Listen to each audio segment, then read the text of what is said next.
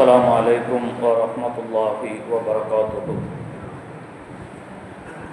ربي يسر ولا تؤسر وتمم بالخير وبك نستعين يا فتاح. ربي اشرح لي صدري ويسر لي أمري واحلل عقدة من لساني يفقهوا قولي. سبحانك لا علم لنا إلا ما علمتنا إنك أنت العليم الحكيم. أرسله بالحق بشيرا ونذيرا. أما بعد فقد قال الله تعالى في كلامه الكريم بالفرقان المجيد: يا أيها الذين آمنوا إنما الخمر والميسر والأنصاب والأزلام رجس من عمل الشيطان فاجتنبوه لعلكم تفلحون. إنما يريد الشيطان أن يوقع بينكم العداوة والبغضاء في الخمر والميسر ويصدكم عن ذكر الله فهل أنتم منتهون أو كما قال عليه الصلاة والسلام. وقال نبينا صلى الله عليه وسلم: اجتنبوا الخمر فإنها مفتاح كل شر أو كما قال عليه الصلاة والسلام. எல்லா புகழும் புகழ்ச்சியும் அகிலத்தை படைத்து பரிபாலிக்கக்கூடிய ரப்புல் ஆலமீன் அல்லாஹ்வுக்கு உரித்தாகட்டுமாக. சலாமும் சலவாத்தும் சத்திய தூதர் சன்மார்க்க போதகர் நம் உயிரின் மேலான கண்மணி நாயகம் ரசூலுல்லாஹி ஸல்லல்லாஹு அலைஹி வஸல்லம் அவர்கள் மீதும் அவர்களுடைய வாழ்க்கையினுடைய வழிமுறைகளை பின்பற்றி நடந்த உத்தம சத்திய சஹாபாக்கள், தாபிஈன்கள், தபஅ தாபிஈன்கள், இமாம்கள், பெரியோர்கள், இந்த புனிதமான ஜும்மாவுடைய எல்லா விதமான ரஹ்மத்துக்களையும் ரப்புல் ஆலமீன் அல்லாஹ் நம் அனைவர்களுக்கும் தந்தருவானாக. கண்ணியத்திற்கும் மிகுந்த மரியாதைக்கும் உரிய அல்லாஹ்வின் நல்லடியார்களே, அல்லாஹ் சுப்ஹானஹு வ தஆலா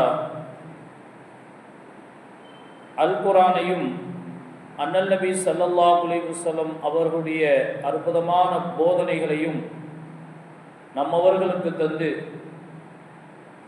அதனை நம்முடைய வாழ்க்கையாக எடுத்து செயல்படும் பொழுது அது இம்மையிலும் மறுமையிலும் அது நமக்கு நன்மைகளை பெற்றுத்தரக்கூடியதாக இருக்கின்றது. அதற்கு மாற்றமாக நம்முடைய செயல்களை நாம் அமைத்துக் கொள்ளும் பொழுது இந்த உலகத்திலும் நஷ்டங்கள், ஆபத்துக்கள், உயிருக்கு கூட மிகப்பெரிய ஆபத்துக்களையும்,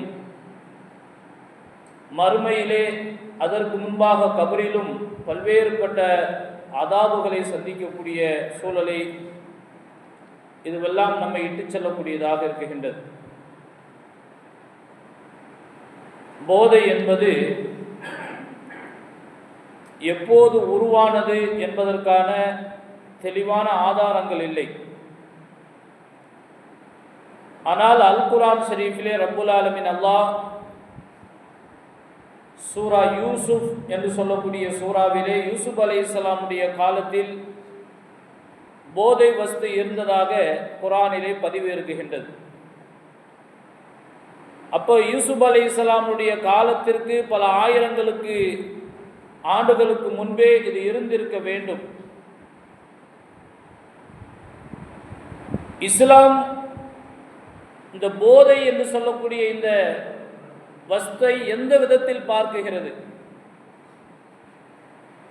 கண்மணி நாயகம் ரசூலுல்லாஹி ஸல்லல்லாஹு அலைஹி வஸல்லம் அவர்கள் பிறந்த காலகட்டங்களிலே அரபு தேசத்திலே மது அருந்துவது மிகவும் கண்ணியமாக பார்க்கப்பட்ட ஒரு காலம். அரசர்களும் பெரும் செல்வந்தர்களும் அருந்தக்கூடிய உயர்ந்த பானமாக மது கருதப்பட்ட ஒரு காலம். அப்பொழுது அவர்களுடைய வாழ்க்கையில் ஏற்பட்டிருக்கக்கூடிய சந்தோஷமான நிகழ்ச்சிகளில் மது புழங்கப்பட்டது, துக்கமான நிகழ்வுகளில் மது புழங்கப்பட்டது, அவருடைய இல்லத்திலே நடைபெறக்கூடிய விசேஷங்களில் மது புழங்கப்பட்டது. இஸ்லாம் என்பது மனிதனை நலவை நாடக்கூடிய ஒரு மார்க்கமாக இருக்கின்றது. எல்லா சூழ்நிலைகளிலும் மனிதனுக்கு நலவை நாடக்கூடிய மார்க்கம்தான் இந்த தீனுல் இஸ்லாம். எனவேதான் ஒரு காரியம் அது தவறாக இருக்கும் பொழுது அதை விடுவிப்பதற்கு, அதிலிருந்து மக்களை திருத்துவதற்கு, அந்த காரியத்திலிருந்து மக்கள் ஒதுங்கி இருப்பதற்கு மாற்று வழியை இஸ்லாமிய மார்க்கம் சொல்லியிருக்கின்றது. உதாரணமாக விபச்சாரம் இஸ்லாமிய மார்க்கத்தில் தடை செய்யப்பட்டிருக்கின்றது. இந்த விபச்சாரம் தடை செய்யப்படுவதற்கு முன்பாக இஸ்லாமிய மார்க்கம் திருமணம் முடியுங்கள், அந்த திருமணத்தில் உங்களுக்கு எல்லா விதமான ஹைர் பரக்கத்துக்கள் இருக்குகின்றது என்று இஸ்லாமிய மார்க்கம் அங்கீகரித்து, நீங்கள் விபச்சாரம் செய்யாதீர்கள் என்பதற்கு மாற்று வழியாக திருமணத்தை இஸ்லாமிய மார்க்கம் வலியுறுத்தி சொல்லி இருக்கின்றது, அதை அங்கீகரித்தும் இருக்கின்றது. ஒரு சமூக மக்களை பாவத்திலிருந்து மீட்பதற்காக வேண்டி மாற்று வழியை இஸ்லாமிய மார்க்கம் சொல்லி தந்திருக்கின்றது. வட்டி வாங்குவது இஸ்லாமிய மார்க்கத்தில் தடை செய்யப்பட்டிருக்கின்றது. இந்த வட்டியை ஹிஜ்ரி 2 அல்லாஹ், ஹிஜ்ரி 10 ரப்புல் ஆலமீன் அல்லாஹ் ஹராமாக ஆக்கினார். இந்த வட்டியை தடை செய்வதற்கு முன்பாக ரப்புல் ஆலமீன் அல்லாஹ் வஹலல்லாஹுல் பைஅ வஹர்ரமர் ரிபா, வியாபாரம் உங்களுக்கு ஹலாலாக்கப்பட்டு இருக்கின்றது, அனுமதிக்கப்பட்டு இருக்கின்றது. வஹர்ரமர் ரிபா, வட்டி உங்கள் மீது தடுக்கப்பட்டு இருக்கின்றது என்று, வட்டியிலிருந்து நீங்கள் விடுபடுங்கள், வியாபாரம் செய்து உங்களுடைய வியாபாரத்தில் நீங்கள் ஈடுபடக்கூடிய நேரத்தில் அதில் பரக்கத்துக்கள் இருக்குகின்றது என்று ஒரு தீயதற்கு மாற்றமான ஒரு நன்மையான விஷயத்தை இஸ்லாமிய மார்க்கம் சொல்லித் தருகின்றது. அருமையானவர்களே, ஒரு கெட்ட சூழலை தடுப்பதற்கு நல்ல சூழலை உருவாக்கிய பிறகுதான் அந்த கெட்ட சூழலை தடுக்க முடியும். இது தீனுல் இஸ்லாம் நமக்கு சொல்லித்தரக்கூடிய ஒவ்வொரு காரியங்களிலும் இதை பார்க்க முடிகின்றது. இன்னைக்கு உலகத்தில் நடைமுறையில் என்ன இருக்குது? மது பாட்டிலில் என்ன போடப்பட்டிருக்குது? உயிருக்கும் நாட்டுக்கும் உடலுக்கும் கேடு ஸ்டிக்கர் மட்டும் போடப்பட்டிருக்கு. அதே மாதிரி புகை சிகரெட்டு பிடிப்பது, பீடி குடிப்பது, இது அங்கே போடப்பட்டிருக்கும் புகை உங்களுடைய உடலுக்கு கேடு, உங்களுடைய நாட்டுக்கு மது கேடு, வீட்டிற்கும் கேடு என்பதாக சொல்லி ஸ்டிக்கர் மட்டும் ஒட்டுவதால் எந்த விதமான பலனும் கிடையாது. மாற்று வழியை ஏற்படுத்தாமல் அந்த கெட்ட விஷயத்தை தடுக்க முடியாது. தீனுல் இஸ்லாம் தீய விஷயத்தை நீங்கள் விடுவதாக இருந்தால் ஒரு நல்ல காரியம் இருக்குகின்றது என்று வழிகாட்டி அந்த காரியத்தை நம்மிடமிருந்து ஒழிப்பதற்குண்டான திட்டத்தை நமக்கு சொல்லி தந்திருக்கின்றது.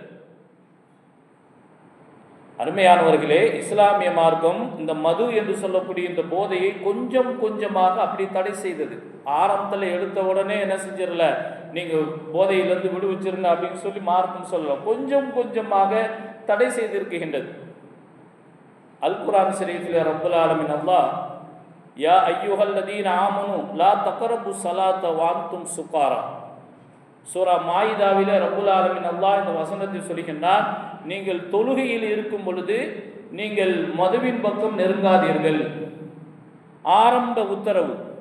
காரணம், அக்காலகட்டங்களிலே மது அருந்துவது தடையில்லாத ஒரு செயல்பாடாக இருந்தது, ஹராம் கிடையாது. சஹாபாக்கள் மது அருந்தினார்கள், தொழுகையிலும் அருந்தி இருந்தார்கள். அந்த காலகட்டங்களிலும் கண்மணி நாயகம் ரசூலுல்லாஹி ஸல்லல்லாஹு அலைஹி வஸல்லம், சையதினா அபூபக்கர் சித்திக் ரலியல்லாஹு தஆலா அன்ஹுவர்கள், சையதினா உமர் ரலியல்லாஹு தஆலா அன்ஹுவர்கள் அந்த நேரத்திலும் மது அருந்துவது கூடும், ஆகுமானது என்ற விதிமுறை இருந்தும் அவர்களிடத்தில் அந்த பழக்கம் கிடையாது. சையதினா அலி ரலியல்லாஹு தஆலா அன்ஹுவர்கள் தொழுகையிலே மது அருந்திய நிலையில் தொழுகையை நடத்துகின்றார்கள். இது நீண்ட வரலாறு. குல்யா ஐயுகல் காஃபிரூன் என்று சொல்லக்கூடிய சூறாவை அவர்கள் தொழுகையிலே மது அருந்திய நிலையில் ஓதும் பொழுது அதிலே பல்வேறுபட்ட தடுமாற்றங்கள் மட்டுமல்ல, பல வசனங்களை மாற்றி திருத்தி ஓதினார்கள். எனவேதான் ரப்புல் ஆலமீன் அல்லாஹ் யா ஐயுஹல்லதீன ஆமனு லா தக்ரபு ஸலாத்த வ அன்தும் சுகாரா, நீங்கள் தொழுகையிலே ஈடுபட்டிருக்கக்கூடிய காலங்களில் நீங்கள் மது பக்கம் நெருங்காதீர்கள் என்ற உத்தரவு வந்தது. சஹாபா பெருமக்கள் தொழுகையினுடைய நேரத்திற்கு முன்பாக அந்த மதுவை அருந்துவதிலிருந்து தன்னை தடை செய்து கொண்டார்கள், தடுத்து நிறுத்தி கொண்டார்கள் தனக்குத்தானாக. தொழுகையின் நேரம் வந்துவிட்டால் மது அருந்த மாட்டார்கள். ஹிஜ்ரி 3 உஹது யுத்தம், ஹம்சா ரலியல்லாஹு தஆலா அவர்கள் அந்த யுத்தம் செய்யும் பொழுது மது அருந்தியவர்களாக இருந்தார்கள் என்று வரலாறுகளிலே பதிவு இருக்குகின்றது. யுத்தம் செய்யக்கூடிய நேரத்திலும் அப்பொழுது அது ஹராம் கிடையாது. அந்த காலகட்டங்களிலே ஹம்சா ரலியல்லாஹு தஆலா அவர்கள் உஹது யுத்தத்திலே கலந்து கொண்ட நேரத்திலே அவர்கள் மது அருந்திருந்தார்கள் என்ற வரலாறுகளிலே பதிவுகள் இருக்குகின்றது.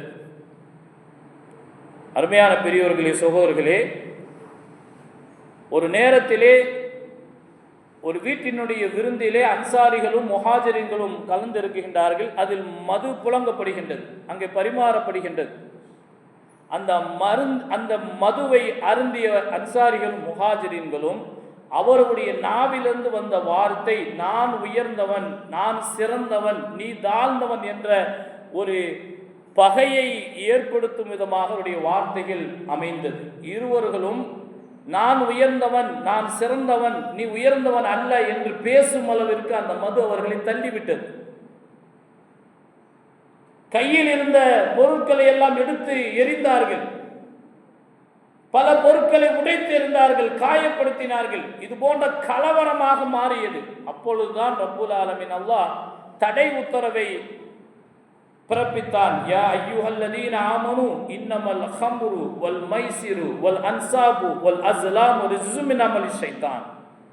ஈமான் கொண்ட விசுவாசிகளே, இன்னமல் ஹம்ரு நிச்சயமாக மதுவும், வல் மைசிரு சூதாட்டமும், வல் அன்சாபு நட்டு வைக்கப்பட்டவைகளும், வல் அஸ்லாமு குறிபார்க்கக்கூடியதும், ரிஜ்ஸும் மின் அமலி ஷைத்தான் ஷைத்தானுடைய அசுத்தம் என்று ரப்புல் ஆலமீன் அல்லாஹ் அல் குர்ஆன் ஷரீஃபிலே சொல்லிவிட்டு ஃபஜ்தனிபூஹு லஅல்லகும் துஃப்லிஹூன், அதிலிருந்து நீங்கள் தவிர்ந்து கொள்ளுங்கள், நீங்கள் வெற்றி பெறுவீர்கள் என்று ரப்புல் ஆலமீன் அல்லாஹ் அல் குர்ஆன் ஷரீஃபிலே ஒட்டுமொத்த பிரச்சனைகளுக்கும் தீர்வாக மதுவை ஹராமாக முழுமையாக ஆக்கினார். இன்னமா யுரீது ஷைத்தான அய்யூகிய பைனகுமுல் அதாவத வல் பஅதா ஃபில் ஹம்ரி வல் மைசிரி வ யசுத்தகும் அன் திக்ரில்லாஹ். நிச்சயமாக ஷைத்தான் இருக்கின்றானே, அய்யூகிய பைனகுமுல் அதாவத மது அருந்துவதினால் சண்டையை ஏற்படுத்துவான், வல் பகலா கோபத்தை ஏற்படுத்துவான். சூதாட்டம் ஆடுவதினால் ஷைத்தான் நிச்சயமாக சண்டையை ஏற்படுத்துவான், நிச்சயமாக கோபத்தை ஏற்படுத்துவான். அது மட்டுமல்ல, யசுத்தன்னகும் அன் திக்ரில்லாஹ், அல்லாஹுவை விட்டும் சிந்தனையை புரள வைக்கும் அந்த மது. அல்லாஹ்வுடைய நினைவு இல்லாமல் பாவத்தின் பக்கமே அது இழுத்துச் செல்லும். ஃபஹல் அன்தும் முன்தஹூன், நீங்கள் தவிர்ந்து கொள்ள மாட்டீர்களா என்று ரப்புல் ஆலமீன் அல்லாஹ் ஒரு தந்தை தன்னுடைய மகனிடத்திலே கேட்பதை போன்ற அன்பாக ரப்புல் ஆலமீன் அல்லாஹ் கேட்டார். இந்த ஆயத்து இறங்கியதும் சஹாபா பெருமக்களுடைய வரலாற்று நிகழ்ச்சிகளே தப்சீர்களில் நாம் பார்க்கக்கூடிய நேரத்திலே இந்த வார்த்தையை கேட்டதும் அந்த சமூகம் வாயில் உள்ள போதையை அப்பதான் அருந்தி இருக்கிறாங்க, அந்த மதுவை அப்படியே துப்பினார்கள் என்று வரலாறுகளில் பதிவு இருக்குகின்றது. தன்னுடைய வீட்டில் இருந்த மது பொருட்களை உடைத்து எறிந்தார்கள், ஆறாக ஓடியது என்று வரலாறுகளிலே பதிவுகள் இருக்குகின்றது. அருமையானவர்களே, ஆக மது இருக்குகின்றதே அது மிகப்பெரிய நஷ்டத்தை ஏற்படுத்துவது மட்டுமல்லாமல் பகையை ஏற்படுத்தும், சண்டையை உண்டு பண்ணும், அல்லாஹ்வுடைய சிந்தனையிலிருந்து திசை திருப்பும். பெருமானார் ரசூலை கரீம் ஸல்லல்லாஹு அலைஹி வஸல்லம் அவர்கள் சொன்னார்கள், லஅனல்லாஹுல் ஹம்ர, போதையை யார் சாப்பிடுகின்றார்களோ, மதுவை யார் அருந்துகின்றார்களோ அல்லாஹ் அவர்களை சபிக்குகின்றான். வஷாரிபஹா, அது எவன் அந்த மதுவை குடிக்குகின்றானோ அவனை ரப்புல் ஆலமீன் அல்லாஹ் சபிக்குகின்றான். வஷாக்கி அஹா, எவன் அந்த மதுவினுடைய பொருட்களை பிழிந்து கொடுக்குகின்றானோ அவனை ரப்புல் ஆலமீன் அல்லாஹ் சபிக்குகின்றான். வபாதி அஹா, யார் விற்பனை செய்கின்றானோ, வமுபுதா, யார் அந்த மதுவை வாங்குகின்றானோ, வஆஷிரஹா, எங்கு அது தயாரிக்கப்படுமோ, வமுஅதஷிரஹா, எவன் தயாரிப்பானோ, வஹாமிலஹா, அந்த மதுவை யார் சுமந்து செல்கின்றானோ, வல் மஊலத இலைஹி, எவனுக்காக வேண்டி சுமந்து செல்லப்படுகின்றமோ அனைவர்களும் அல்லாஹ்வுடைய சாபத்தை பெற்றவர்கள், அல்லாஹ் சபிக்குகின்றான் என்று அண்ணல் பெருமானார் ரசூலுல்லாஹி கரீம் ஸல்லல்லாஹு அலைஹி வஸல்லம் அவர்கள் சொன்னார். எனவேதான் கண்மணி நாயகம் ரசூலுல்லாஹி ஸல்லல்லாஹு அலைஹி வஸல்லம் அவர்கள் சொன்னார்கள், இஜ்தனிபுல் ஹம்ர, மதுவை நீங்கள் விட்டு விடுங்கள், அதிலிருந்து உங்களை நீங்கள் விடுவித்துக் கொள்ளுங்கள். ஃபஇன்னஹா மிஃப்தாஹுன் குல்ல ஷர்ரின், எல்லா தீமைகளுக்கும் நுழைவாசல், வாசல் இந்த மதுதான் என்று பெருமானார் ரசூலுல்லாஹி கரீம் ஸல்லல்லாஹு அலைஹி வஸல்லம் அவர்கள் சொன்னார். இன்னொரு ஹதீஸிலே இந்த மது இருக்குகின்றதே, போதை இருக்குகின்றது, உம்முல் ஹபாயிஸ், அது பாவங்களுடைய தாய், பிறப்பிடமே, பாவம் பிறப்பதற்கு காரணமாக இருப்பது இந்த மதுதான். இந்த மதுவை அருந்தியதற்கு பிறகுதான் பகை ஏற்படுகின்றது, கொலை ஏற்படுகின்றது, கொள்ளை ஏற்படுகின்றது, பாலியல் போன்ற வன் செயல்கள் ஏற்படுகின்றது. அனைத்து தீமைகளுக்கும் நுழைவாசல் இந்த மதுதான் என்று பெருமானார் ரசூலுல்லாஹி கரீம் ஸல்லல்லாஹு அலைஹி வஸல்லம் அவர்கள் சொன்னார். இன்றைய காவல்துறை தரக்கூடிய தகவல், இன்று நடக்கக்கூடிய எல்லா குற்றங்களுக்கும் போதை வஸ்துக்கள் தான் முக்கிய காரணம் என்று காவல்துறை இன்று நமக்கு தகவல் தருகின்றது. தேர்தல் நேரத்தில் பார்த்தீங்கன்னா மதுக்கடையெல்லாம் மூடப்பட்டிருக்கும். ஏன்னா அது அருந்தப்படும், அங்கே கலவர பூமியாக மாறிடும். எனவே மது விற்பனை தடை செய்யப்பட்டிருக்கும். அங்கே மதுவுதான் எல்லா பிரச்சனைகளுக்கும் மூலதனம். இன்றைய மருத்துவர்கள் சொல்கின்றார்கள், ஒரு வீட்டையோ அல்லது ஒரு சமூகத்தையோ அல்லது ஒரு நாட்டையோ அழிக்க வேண்டும் என்று சொன்னால், ஒரு தனி நபரையோ அழிக்க வேண்டும் என்று சொன்னால், மறைமுகமாக ஏவப்படக்கூடிய ஒரு ஆயுதம் போதை என்று இன்றைய மருத்துவம் சொல்லித் தருகின்றது. ஆக ஒரு சமூகம் வழிகெடுவதற்கு, ஒரு வீடு வழிகெடுவதற்கு, ஒரு தனிநபர் தன்னுடைய வாழ்க்கையை இழப்பதற்கு மதுதான் காரணம். உலக சுகாதார மையம் இந்தியாவில் மட்டும் 2% மாணவர்கள் போதைக்கு நிரந்தரமான அடிமையாக ஆகியிருக்கின்றார்கள் என்று இன்று ஒரு ஆய்வறிக்கையை வெளியிட்டு இருக்கின்றது. உலக மருத்துவ அறிக்கை 2 கோடி மக்கள் ஹராயின் என்று சொல்லக்கூடிய போதை பொருளுக்கு அடிமையாக இருக்கின்றார்கள் என்று இன்றைய மருத்துவ உலகம் இன்று அறிக்கை நமக்கு தருகின்றது. பெருமானார் ரசூலுல்லாஹி கரீம் ஸல்லல்லாஹு அலைஹி வஸல்லம் அவர்கள் சொன்னார்கள், ஸலாஸத்துன் ஹராமுல்லாஹி அலைஹில் ஜன்னா, 3 பேரை ரப்புல் ஆலமீன் அல்லாஹ் சொர்க்கத்தில் நுழைய மாட்டான். 3 பேர் சொர்க்கமே போக முடியாது. அதில் ஒருவர் முதுமினுல் ஹம்ர், மதுவை யார் நிரந்தரமாக பயன்படுத்துகின்றாரோ அவர் சொர்க்கத்திலே நுழைய முடியாது என்று அண்ணல் நபி ஸல்லல்லாஹு அலைஹி வஸல்லம் அவர்கள் சொன்னார்.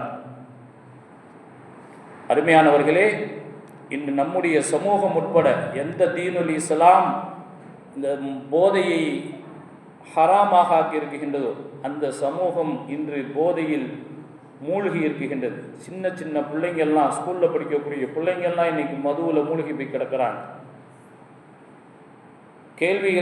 கேள்விப்படக்கூடிய நேரத்தில் அப்படியே வேதனையாக இருக்குது. அவருடைய எதிர்காலம் என்ன ஆகுவது? இன்று பல்வேறுபட்ட சூழ்ச்சிகள் பின்னப்பட்டு அவர்களை வழிகெடுக்கக்கூடிய செயல்கள், பல திட்டங்களுக்கு கீழே செயல்படக்கூடிய சூழ்நிலைகளை பார்க்க முடிகின்றது. இந்த மதுவிலிருந்து இவர்களை எப்படி மீட்டு எடுப்பது? நம்ம நினச்சிக்கிருக்கோம், 30 வருஷத்துக்கு முன்னாடி நம்முடைய பெற்றோர்கள் நம்மளை அடித்து கண்டித்து எல்லாம் கண்டிஷனோடு வளர்த்தாங்க. இன்னைக்கு முடியுதா? ஒரு 30 வருஷத்துக்கு முன்னாடி, 40 வருஷத்துக்கு முன்னாடி நம்ம எப்படி வளர்ந்தோம்? எங்கேயும் வெளியே போயிட முடியாது. ஒரு குறிப்பிட்ட டயத்தில் வீட்டுக்கு வந்துடணும். 1 நிமிஷம் 10 நிமிஷம் லேட் ஆகிடுச்சு, எங்கே போயிட்டு வந்த விசாரணை இருக்குது. அவ்வளவு கண்காணிப்பு, அவ்வளவு கண்டிஷன் அவ்வளவு நம்மளை கண்காணிச்சாங்க. இன்னைக்கு இருக்கக்கூடிய பிள்ளைங்க அருமையானவர்களே, எத்தனை பெற்றோர்கள் அவர்களை மிக கண்காணிப்போடு அவர்களை நாம் பார்த்து கொண்டு இருக்கின்றோம் என்பதை நம்முடைய மனதில் நீங்கள் மனம் தொட்டு நீங்கள் உங்களை கேள்வி கேட்டுக் கொள்ளுங்கள். எத்தனை பிள்ளைகள் வழிகேட்டில் சென்று கொண்டு இருக்கின்றது, மது பழக்கத்திற்கு அடிமையாக இருக்கின்றது என்பதை எல்லாம் நாம் சீர்தூக்கி பார்க்க வேண்டும். கண்ணியத்துக்குரியவர்களே, நம்முடைய ஊரினுடைய கண்ணியமான குடும்பத்தை சார்ந்த பிள்ளைகள் இன்னைக்கு மதுவிலே உழண்டு கொண்டு இருக்கின்றார்கள். அவர்களால் அந்த குடும்பத்திற்கு மிகப்பெரிய அவப்பெயரை ஏற்படுத்தக்கூடிய ஒரு சூழல் ஏற்பட்டு இருக்கின்றது. இதெல்லாம் மறுக்க முடியாது. அவ்வளவு பெரிய மோசமான படுகுழியிலே நம்முடைய சமூகத்தினுடைய மக்கள் சென்று கொண்டு இருக்கின்றார்கள். இதற்கெல்லாம் காரணம் யார்? பெற்றோர்களே. உடைய பிள்ளைகளுடைய நிலைகள் என்ன என்பதை சிந்தித்து பாருங்கள். சுதந்திரம் பெற்ற அமெரிக்காவில் சுதந்திர காலங்களில் மது தடையா இருந்துச்சு. ஒரு 30 வருஷம் தடையாக இருந்துச்சு. அதுக்கு பிறகு அந்த மக்கள் போராட ஆரம்பிச்சாங்க, மதுவை நாங்கள் குடிப்போம் அப்படின்னு சொல்லி. உடனே அந்த மக்கள் என்ன செஞ்சாங்க, மதுவை நீங்கள் அறிந்து கொள்ளலாம் அப்படிங்கிற சுதந்திரம் விட்டாங்க. இன்னைக்கு இருக்கக்கூடிய அமெரிக்காவுடைய நிலைமை என்ன அப்படின்னு சொன்னா, ஊர்ல அங்கங்க பெட்டிக்கடை இருக்கிற மாதிரி மனநல காப்பகம் இருக்குது. இன்னைக்கு அமெரிக்காவில் அங்கங்க பெட்டிக்கடை இருக்கிற மாதிரி அமெரிக்காவில் மனநல காப்பகங்கள் இன்னைக்கு அங்கே இருக்குகின்றது பெரியோர்களே. அதே போன்று அவர்களை மீட்டி எடுப்பதற்குண்டான கவுன்சிலிங் சென்டர்கள் இருந்து கொண்டு இருக்கின்றது. WHO சொல்லுகின்றது, போதை இருக்குகின்றதே அது பைத்தியமாக்கிவிடும். அவர்கள் தரக்கூடிய தகவல் 50% மக்கள் பாதிக்கப்பட்டு இருக்கின்றார்கள் இந்த மதுவினால். அதனால தான் நம்ம கேள்விப்பட்டிருப்போம், சின்ன பிள்ளைங்க எல்லாம் இன்னைக்கு அமெரிக்காவில் வாழக்கூடிய பிள்ளைங்க கையில் துப்பாக்கியை வச்சு இன்னைக்கு ஆசிரியரை சுடுறான், பெற்றோர்களை தாய் தந்தையை இன்னைக்கு கொலை பண்ணுறான், தன்னோடு நெருங்கி பழகிய நண்பர்களை இன்னைக்கு சுட்டி வீழ்த்துறான், காதலிகளை இன்னைக்கு வெட்டி சூழ்த்துறான். அதே போன்று மனைவியை கொலை செய்து துண்டு துண்டாக போட்டு பிரிட்ஜில் போட்டு அடைச்சி வச்சிருந்தான். இந்த செய்திகள்லாம் நமக்கு எதை உணர்த்துகின்றது? மதுதான், இந்த போதை பழக்கம் தான் அனைத்தையும் செய்ய தூண்டி இருக்கின்றது. தற்போது அங்கெல்லாம் கொஞ்சம் விழிப்புணர்வு பெற்று அவங்கெல்லாம் கொஞ்சம் அந்த பழக்கத்திலிருந்து விடுபட்டு இன்னைக்கு ஆசிய கண்டங்கள்ல இன்னைக்கு அதிகமான மது பழக்கம் இன்னைக்கு புலம்பக்கூடிய சூழ்நிலைக்கு நம்முடைய ஆசிய கண்டங்கள், இந்தியா உட்பட, இதுல மாணவர்கள் தான் அதிகமாக மதுவுக்கு அடிமையாக இருக்கின்றார்கள் என்ற செய்தி அதிர்ச்சி அளிக்கின்றது. கஞ்சா, அபின், ஹெராயின், இந்த கூல் லிஃப் அப்படின்னு சொல்லக்கூடிய இந்த மது புலம்பக்கூடியவர்கள் இன்னைக்கு ஆசிய கண்டம், அதிலும் குறிப்பாக இந்திய தேசத்தில், அதிலும் குறிப்பாக தமிழ்நாட்டில் அதிகமாக நடைபெறுகின்றது. யாரை குறிவைக்கின்றார்கள் என்று சொன்னால், குழந்தைகளை, அறியா பருவத்தில் இருக்கக்கூடிய மாணவர்களை குறிவைத்து தான் இந்த போதை பழக்கத்தை அவர்களுக்கு பழக்கப்படுத்தி அவர்களை அடிமைப்படுத்தக்கூடிய காரியங்கள் இன்றைக்கு நடைபெற்றுக் கொண்டிருக்கின்றது. போதை பொருளை விற்பக்கூடியவர்களுக்கு பாதிக்கு பாதி லாபம். அது 200 ரூபா கஞ்சானா 100 ரூபா உனக்கு லாபம் அப்படின்னு சொல்லக்கூடிய ஊக்கப்படுத்தி அந்த போதை விற்பனை இன்னைக்கு அமோகமாக நடக்குது.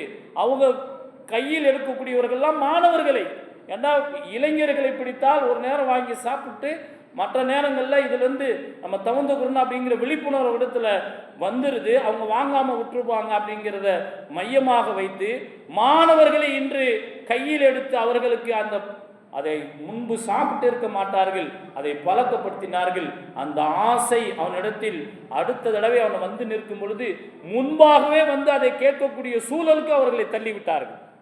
அவர்கள் மாணவர்களை குறிவைத்து இன்று அந்த போதை பொருட்களை விற்பனை செய்து அதன் மூலமாக பல லாபங்களை பெற்றுக் கொண்டிருக்கின்றார்கள்.